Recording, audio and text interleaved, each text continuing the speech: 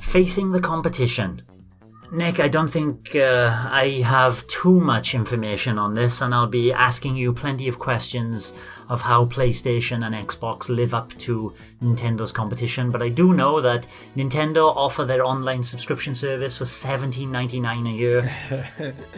Are Nintendo living up to their legacy or potential? What could they be doing differently? So let's start on some next-gen consoles.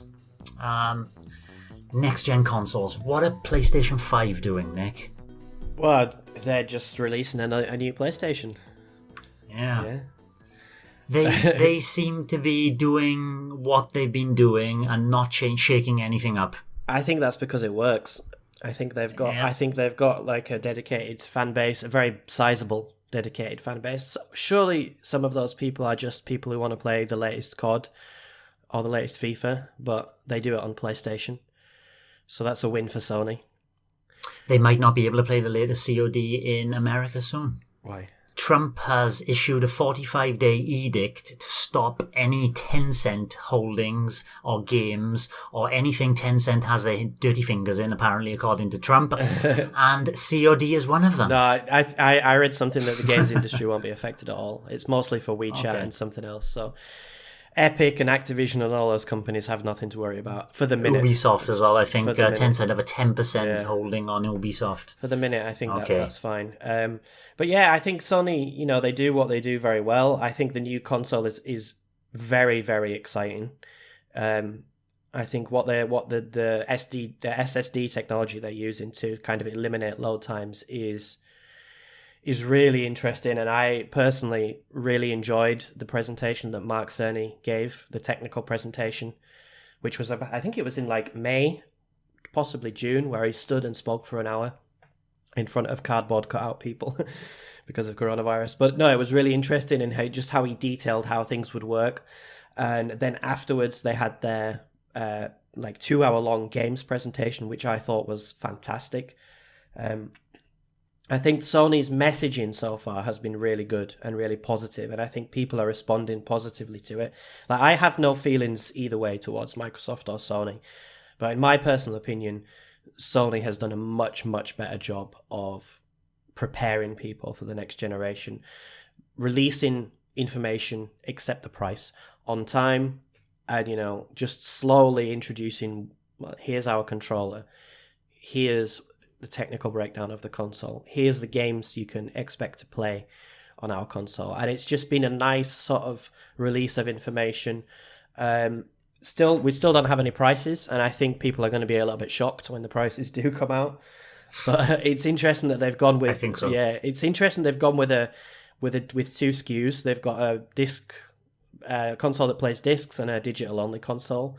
The Wii U did 2 SKUs. They did, yeah. 8 gigabytes and 32 gigabytes. Basically no difference these days. But it's like I think Sony have done really well. I'm interested. I'm not going to buy a PS5, but I'm interested to see the reaction and to see the games, to see what they look like, to see the new types of experiences that the new generation is going to allow. So generally positive about Sony. Microsoft has been a little bit more hit and miss. Especially with the console.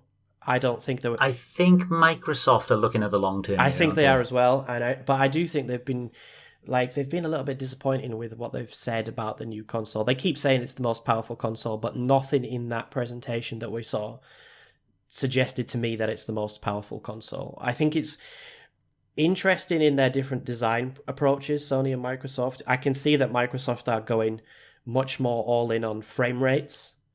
So making sure every game runs at 60 hertz, some at 120, which has a narrower appeal, in my opinion, to most people. Sony seem to be stuck on making games look as good as possible and running at solid 30 Does that frames. appeal more to like PC gamers than console gamers? I would say yes. I think people are used to having better frame rates on PC. But then at the same time, I would just imagine that people who like frame rates or who care a lot about frame rates already have a decent PC.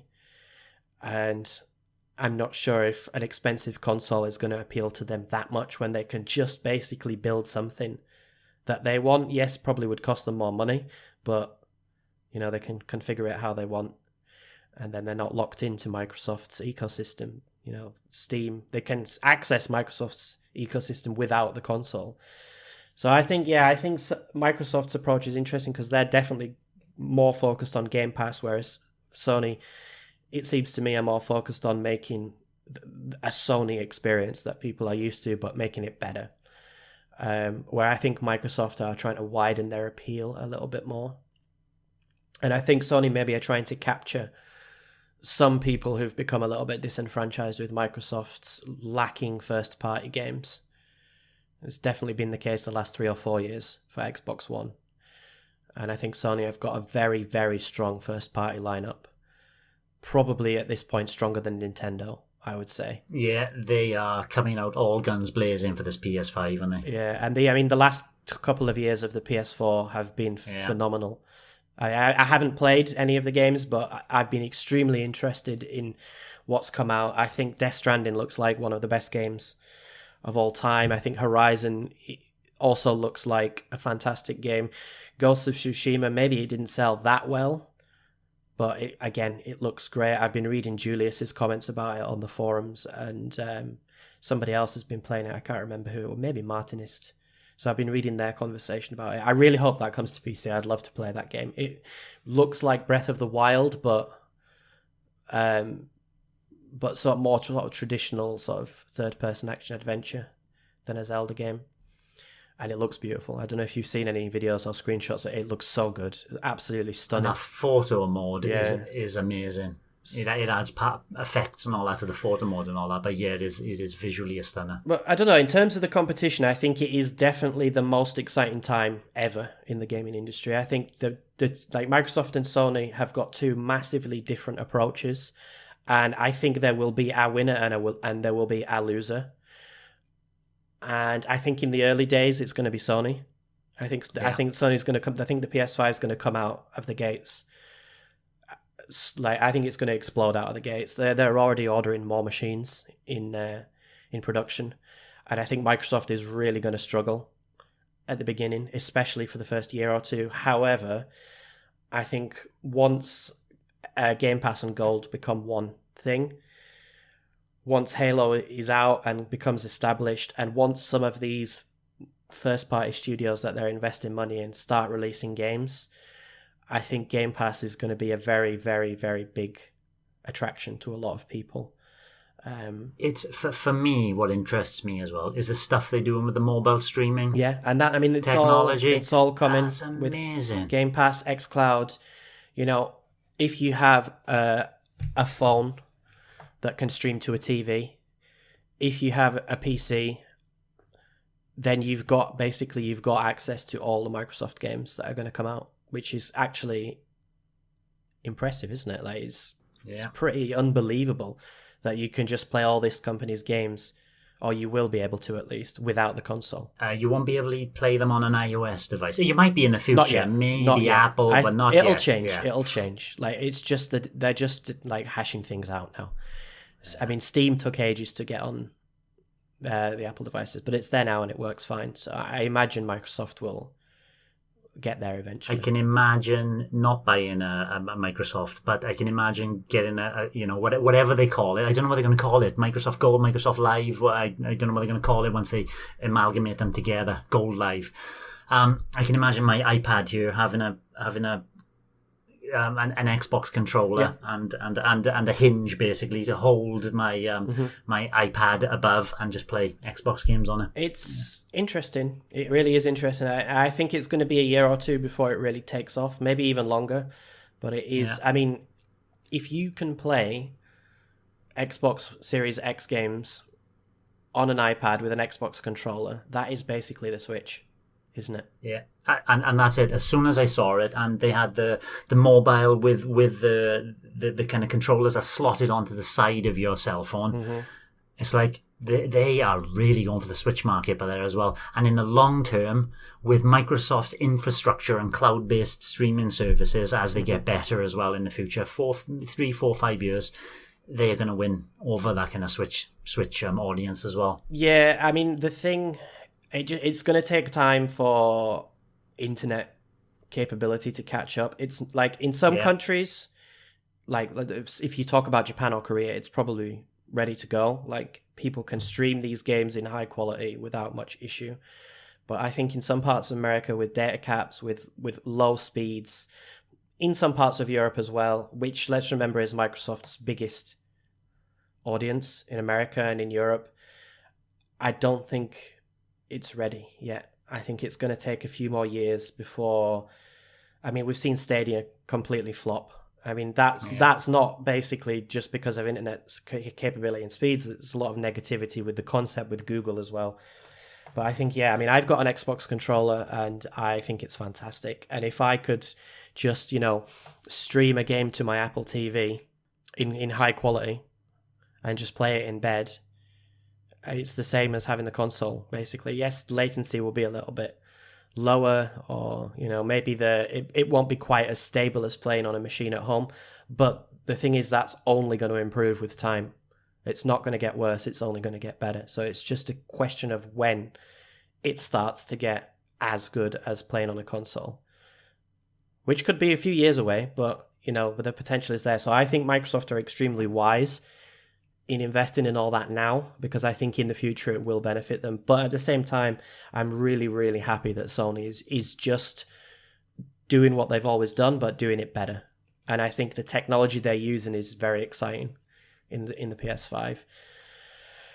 And for Nintendo, that's got a lot of questions, to be honest. I think because we know nothing. Yeah.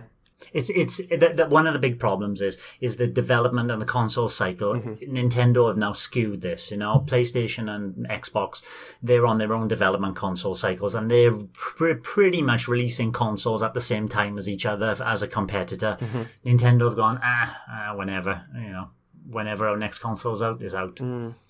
They don't see themselves as entering that competition. They don't. They're separate, and the sales of their games seems to suggest that they're making the right move at the moment. Yes, at the moment, definitely at the moment. I don't know how that's going to change over the next 3 to 4 years, but at the moment they definitely made the right move. It's very similar to the Wii, where they just got rejected going in deeper on more and more power. I think the Switch is basically an evolution of the 3DS. It's just a more powerful handheld device that, you can play at home. And I think that was definitely the smartest thing to do. However, that mobile technology now is very much out of date. I mean, there are phones that are more powerful, that can run games better than the Switch.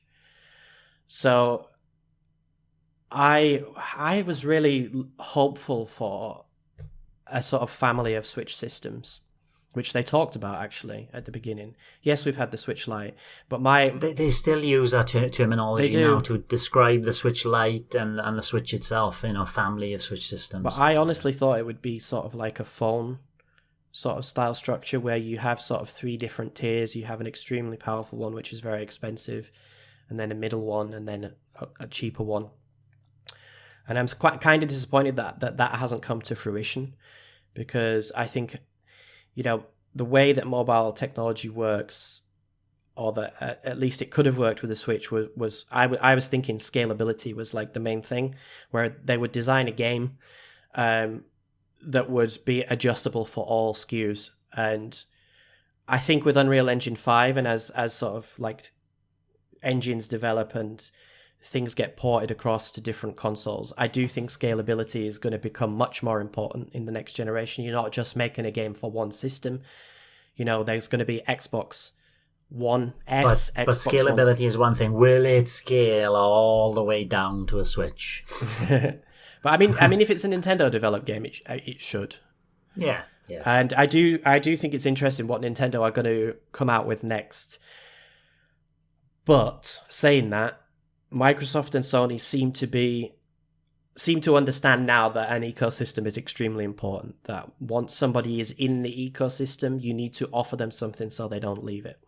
If Nintendo came out with a new concept and a new console, and none of our Switch games and none of our SNES and NES games transferred over, I would just be out, because I'm not doing that again. I'm not starting from scratch again with Nintendo. They need to have some consistency.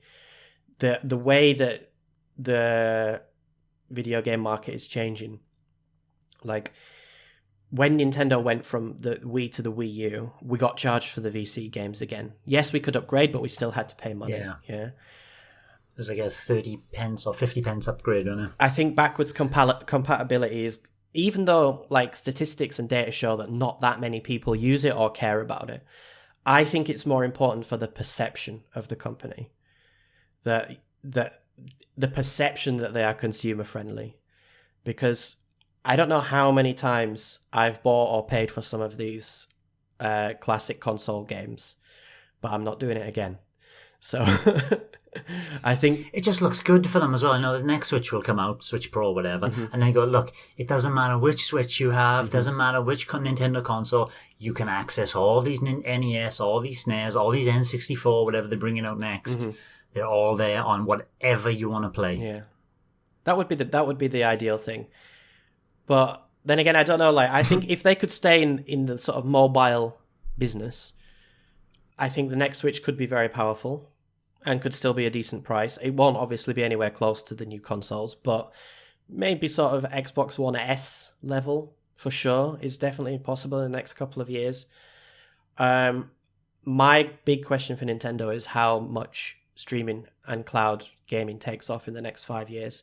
Because I think if it does, Nintendo are going to be in trouble because they won't take it up. They're very reticent to take it up. It was, look how long it's taken them to add the addition of HD gaming, and everything is always kind of not everybody has an HD TV, so we're going to hold off until It's always that same kind of message. They're very conservative in that, and I can understand the conservatism, but they are getting left behind. I don't know. There's still money to be made at this end of the market. The ironic thing is, like, Nintendo is the cheapest console, but the games are more expensive than on the other consoles. Yeah.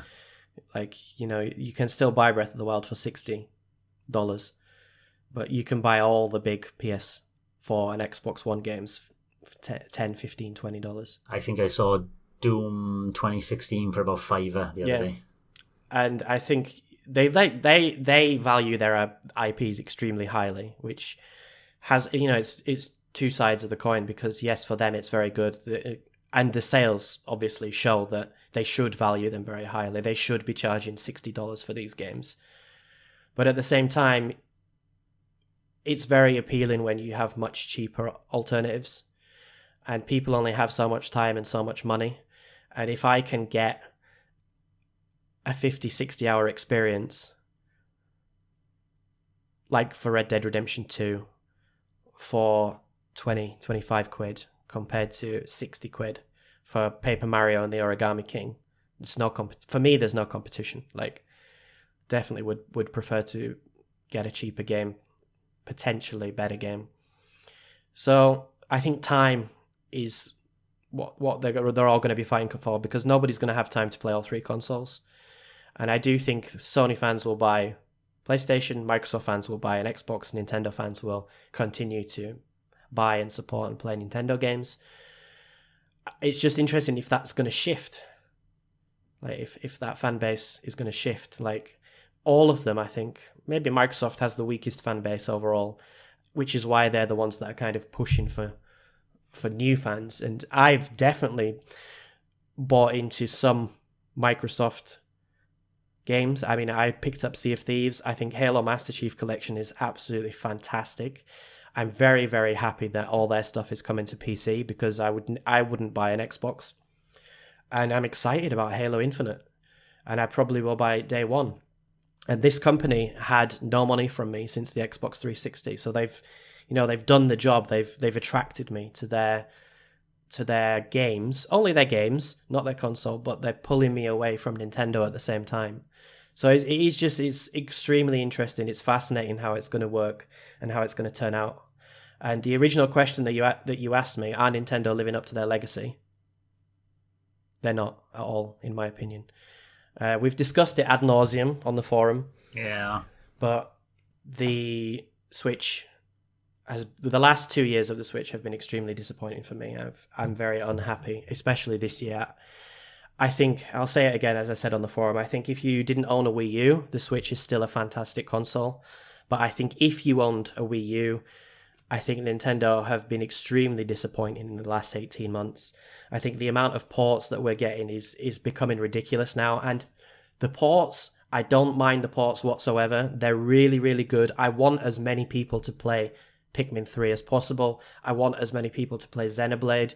It's really, really heartbreaking that only about 200,000 people played Tokyo Mirage Sessions, because it's an amazing RPG and it needs a bigger audience, but they don't have anything else. I've played all these games before. Where's the new ARMS or the new Ring Fit? Not exactly those games, but something of a similar vein. And D-Cube made the point that Mario Maker 2 and Splatoon 2 are 1.5 games. They're kind of like semi-sequels. And I agree with him. I think it's true. I think everything that we've seen on the Switch, we've already seen before on the Wii U. Smash Brothers, Mario Maker. It's like a yearly reiteration of a franchise. And the new content and the upgrades in those games were fantastic. Don't get me wrong. Like, Mario Maker 2 is way better than the first one. Splatoon 2 is miles better than the original. But it's still the same stuff we were playing 5 years ago. And for me personally, ARMS and Ring Fit have been that sort of breath of fresh air, that innovation that Nintendo were famous for. I mean, Smash Brothers Ultimate is the best Smash Brothers game, but is it really that different from the Wii U one? Really? It's fairly similar. Yeah, there are new characters, new stages, new music, which is all great, but it's at its core, it's the same game. And Odyssey and Breath of the Wild, probably the best two games in the series, definitely in Breath of the Wild's case, possibly in Odyssey's case, but they were both within the first 8-9 months of the Switch. That was over 3 years ago now. Breath of the Wild is a Wii U It's a port, Wii U game, anyway. Yeah.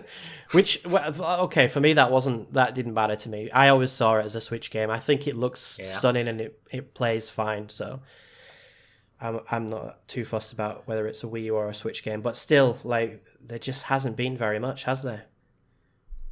No, there hasn't. I've been very disappointed with Nintendo's output, but fortunately, as a Nintendo-only game, and you say, no, how do console gamers where do they put their time? I have put my time into Nintendo, and I don't think I have any more time to give to any other console as it is, unless it's something like Fall Guys, which dragged me away for a little bit, you know? And it's thankfully due to these third-party indie games that I've been playing through and thoroughly enjoying.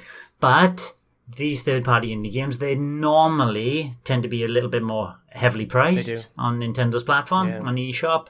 That's $17.99 Nintendo eShop tax, I call it. And they tend to be old games as well. They do. You know, I'm playing, but they're beautiful. I'm not complaining about anything I played. I was talking a couple of weeks ago about What Remains of Edith Finch. Fantastic game, but it's a 6-7-year-old game. I think for me, some of the best experiences I've had over the 3.5 years with the Switch have been indie games, like Rocket League. I really got into that on Switch. Hollow Knight. Stardew Valley, I put a lot more time into it on the Switch than I did on PC, and there've been countless indie games that I've really enjoyed on the Switch. But I think anybody who has a PS4 or an Xbox One or a PC who doesn't care that much about being able to play a handheld, like me, I mean, I think handheld obviously is really important for a lot of people. But it just makes no sense to buy these games on Switch. Like, I got Turok and Turok 2 on sale on Steam. Very, very cheap. I bought them both together for like £4 or £5. And on the Switch, for both of them, it's like 35, 40 quid for both of them. They've never been on sale. And it's just like, why would you buy them on Switch then? Why would you spend that extra money? I mean, these are old games, and you can play them in 4K, and they look stunning. You can run them at 120 hertz if you have a monitor that supports it. All that stuff is not in the Switch version, so you're technically paying more for a more inferior version. But I mean, this is specific to to a certain demographic. Like your average Switch gamer or Switch only gamer, I think, doesn't care about these things, and I think that's or doesn't have access to a PC and all and that. as disappointing as it is for me personally, I think that's where Nintendo's bread is buttered, and they should focus on those people. I think the war for people who care about Sony games, Microsoft games, PC games, I think the war for those kind of people was lost a long time ago. And I think if they still continue to produce unique, interesting, technically excellent, like with very smooth frame rates, like Odyssey, for example, if they can keep offering that kind of unique Nintendo experience that they were always famous for, I think they can still attract gamers from everywhere. Oh yeah, they'll still, people go, oh my god, have you seen that new Mario? And everybody's talking about it. A PS5 gamer could be quite likely to pick up a cheaper Switch and give it exactly. a try. And I think definitely. But the thing is, that hasn't been happening for the last 18 months. Nobody is going to buy a Switch to play Pikmin 3 for Paper Mario or Xenoblade Remaster. So they need to have these sort of, not AAA, but in terms of Nintendo, they are AAA games, like Odyssey, Breath of the Wild, Splatoon 2, Animal Crossing. What do you think would be the next one? Apparently Nintendo have been advertising for jobs for 2D platform games, basically. Another new Super Mario Brothers. Hopefully not. Be a big seller. It would be a very big seller, but I wish they would change the art style in that game. I'm so tired of it. Well, you never know. Yeah. If they're asking for 2D artists, maybe. But this is the thing, like, we've got Breath of the Wild coming probably next year, and Metroid Prime 4, which are those types of games that can attract other people. But, they're both, well, Breath of the Wild 2 is probably a year away, maybe more, and then Prime's 2 years away. What do they have probably this year for Christmas? Yeah. Mario 3D remasters that's rumoured, like, maybe that'll get a few people, but it's another remaster. Do you know what I mean? Do you think they just holding these back to coincide for a better time where PS5 isn't being mentioned so heavily? When is the PS5 coming out? Well, both of them should be out in November. Should be. Okay. There's not really been any confirmation yet. And the Super Mario 3D remasters, if they are coming out, should be before that. Possibly about that time, yeah. I don't know. Like, I don't get it. I think D-Cubed thinks it's coronavirus. That's like, Nintendo specified, no, it hasn't held any games back. We're still going to release them in this fiscal year. The games that we had planned are all coming. We're still going to release them. Yeah, they're all coming. Well, that doesn't strike true, does it? As of the 9th of August 2020, Nintendo's plans for 2020 have been abysmal, if this is their actual plans. Animal Crossing, excellent. One original game, Paper Mario. And then a whole bunch of ports and remasters that we've all played before. I find it, I don't know, it's rubbed me the wrong way that they've just basically released all the Wii U, or are releasing many of the Wii U games. It's like, well, yeah, these games didn't get another chance, didn't have much of a chance when they came out originally, and it's good to see them getting another chance, but to me it seems like it's been done at the expense of new Switch games. Well, that's the problem, and we don't know what else is coming. And they're just using it as a cheap way of making lots of money, basically, because these games don't need any like serious investment. Like they could just port them cheaply and easily, add a little bit of new content, and they're just laughing all the way to the bank. When they sell 1 million, they've probably made loads and loads of profit instead of investing in a brand new game. Brain Training, really? Did that really need a... 51 Worldwide Classics as well. I love that game. Yeah. I still play it. I don't play it every day, but I play it a couple of times a week. Love it. But yeah, that is kind of a port in itself, you know? It feels like it, you know? So it's just, I don't know. Hopefully something good is coming this Christmas. But at the minute, I switch on my... Last month, my average playtime on the Switch was 40 minutes a day, which is down from 3 hours a couple of years ago. I forgot to check mine. Yeah, mine is still up there, but I got to take into account my son's playtime as well, which is we are really hitting Borderlands quite hard. Mm-hmm. Whereas I'm playing 3 or 4 hours a day on Steam, so it's gone basically. I play The Messenger, I play Ring Fit sometimes. I went through Donkey Kong Country, and for the last month, that's been it for me. Not played anything else. So, I don't know. I think I'm not in the majority, which is fine. Like, I'm happy with that. I find it hard to appreciate what they're doing at the minute. And because of that, it's kind of pushing me away a little bit. But, they're still making tons of money. They're still selling games at a ridiculous rate. It's hard to appreciate. Who am I to complain? You know what I mean? Yeah, it's hard to appreciate very little. There's just so little that we got one game to look forward to from Nintendo now for this year that we know of. Yeah, and that's your lot. Pikmin 3. Very hard. Will they ever learn? Learn what specifically? Because I would say what they're doing now is working very, very well. I don't think they need to learn anything. But I do think there is a danger in isolating their hardcore fan base. They've got a problem where they don't have the infrastructure like Microsoft, the cloud-based gaming or whatever. Mm-hmm. It would cost them a lot of money to invest in it, that's for sure. Maybe it is a bit too early for them to do it without proof of concept testing and all that. Let Microsoft have their go. Look what's happened to Stadia, as we said before. So I can't see them getting into that in the next 10 years. To be honest, I don't think they will. I think they would buy in. I think they'd buy into xCloud, or they'd buy into Amazon and just ask to use it.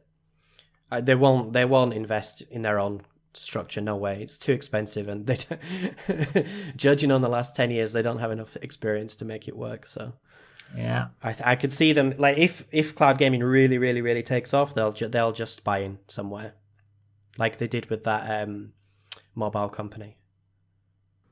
Yes, DNA and all those. Yeah. So, but I don't know. I don't think they need to learn, but I do think they are running a very fine line at the minute with particularly with the Wii, the fan base that supported them during the Wii U. Like me and you, we both have owned every Nintendo console, haven't we?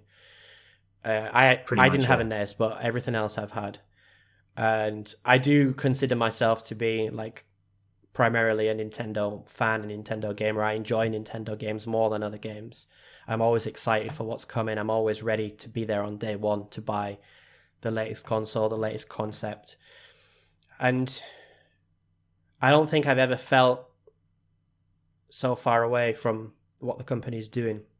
Like, I wasn't extremely happy with the Wii, but they still had a good slew of solid releases. And, even when the console was basically dead, we got Skyward Sword. And with the Switch, I said it many times, in year one into year two, I was posting on the forum and saying on Discord, this is the best Nintendo console ever. I absolutely love it. And it's just been the last 18 months it's done a complete 180 on me. So, do you know what's really cut my enthusiasm? It's the Joy-Cons. Yeah. I can't believe that they're just falling apart, It's a shame. Really, I know. It makes me want to. I just don't understand everything. That concept of the handheld now, like you were saying. Yes, if you're a handheld gamer, it's got so much more for you. I don't want to play it in handheld anymore. I'm really, trying to find time to put it on the TV. If I've got to play it in handheld, it tends to be little small experiences like Tetris 99 in bed in the morning or something like that. Something I can use the D-pad on. But the Joy-Cons have really soured me for the handheld experience. From my perspective, what can they learn? What kind of pricing do PS Plus and Xbox Live Gold have? Well, I'm not sure about this. I think PS Plus is £60 a year, or $60 a year. Yeah. And you get some free games with that. And then obviously access to online cloud saves, as far as I'm aware, as well. With Xbox, so Xbox Live, Xbox Gold is, I think it's $50 a year, but that's only for online play. Roughly the same. It's online play, okay, and you get some games with Gold, if I remember correctly. So kind of similar to PS Plus, you do get a few sort of games to download, but definitely not big ones. Whereas Game Pass, which is the 100 games Usually they have a list of about 100 games. That's Do you need to have them both, though, do you? To play online, you need them both. But so if you just have Game Pass, I think it's $10 a month, and you have access to 120 games, all of Microsoft's newest first-party games included. So stuff like Forza, Sea of Thieves, Rare Replay, Gears of War, Halo, it's all on there. It's fantastic. Also on PC, they have PC Game Pass, which is the same basically, but on PC, and no Rare Replay, unfortunately. But yeah, rumors that they're going to merge those two together, and then obviously xCloud is going to be a part of that as well. I think Xbox, like Game Pass Ultimate, which includes Gold, is $15 a month, but I think they're going to. I've read that Gold is going to be free from that, so online play is going to be free in the future, and you just need to pay for Game Pass basically. Pay for the Game Pass. So they're really going aggressive on pricing, which is good because I think Sony will have to react. And then if Nintendo, if you can play all these first-party amazing games on, let's say in the future on Sony consoles and on Microsoft consoles for $10 a month, and Nintendo are still charging possibly $70 for the newest, biggest release, it's going to start to look very one-sided to the average consumer, I think. We are slipping here to subscription services, aren't we? Mm-hmm. We're heading to the Netflix of gaming. Possibly.